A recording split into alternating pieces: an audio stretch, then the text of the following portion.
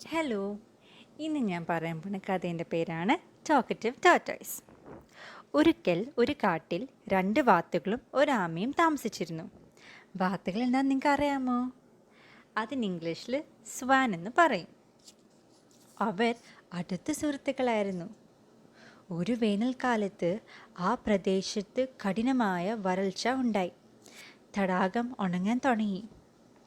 ഒരു വാത്ത് മറ്റേ വാത്തിനോട് പറഞ്ഞു, നമുക്കിനി ഇവിടെ താമസിക്കാൻ സാധ്യമല്ല. നമുക്ക് വേറൊരു സ്ഥലം തേടാം. വളരെ ദൂരെയുള്ള ഒരു തടാകം കണ്ടെത്തിയ ശേഷം അവർ തങ്ങളുടെ സുഹൃത്തായ ആമയെ കാണാൻ എത്തി. സുഹൃത്തുക്കളെ കണ്ട് ആമ സന്തോഷിച്ചു. വാത്തുകൾ പുതിയ സ്ഥലത്തിൻ്റെ ഭംഗിയും മേന്മയും ആമയ്ക്ക് പറഞ്ഞു കൊടുത്തു. ആമ പറഞ്ഞു, എന്തു മനോഹരമായ തടാകം!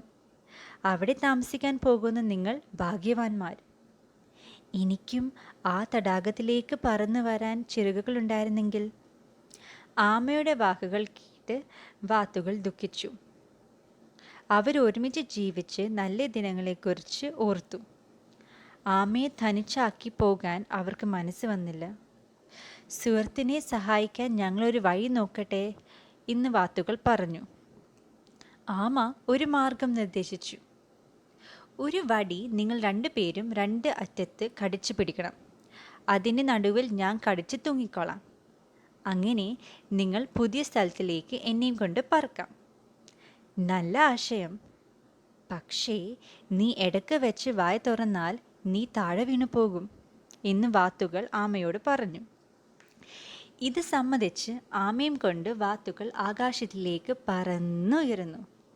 അവർ ഒരു പട്ടണത്തിൻ്റെ മുകളിൽ കൂടെ യാത്ര ചെയ്യുമ്പോൾ താഴെ നിന്ന് ജനങ്ങൾ കൂവി വിളിച്ചു, നോക്കൂ നോക്കൂ, ഒരു പറക്കുന്ന ആമ! അത് കേട്ട് ആമ കോരിത്തരിച്ചു.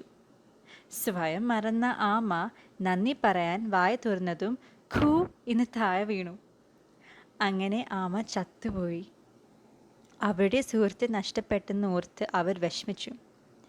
പാവമാമ, എപ്പോഴെല്ലാം മിണ്ടാതിരിക്കണമെന്ന് അവന് അറിഞ്ഞുകൂടാ.